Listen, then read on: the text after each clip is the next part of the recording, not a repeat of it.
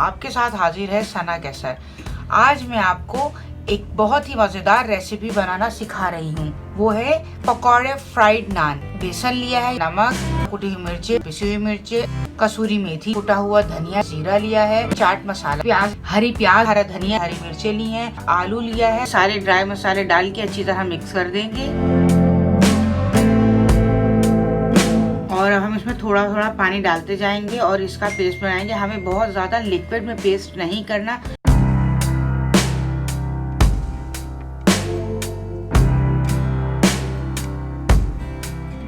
अब हम नान लेंगे, नान को उसके ऊपर रखेंगे एक साइड पर, सारे उसका पकौड़ों का बेसन लगाएंगे और दूसरी तरफ भी इसी तरह लगाएंगे।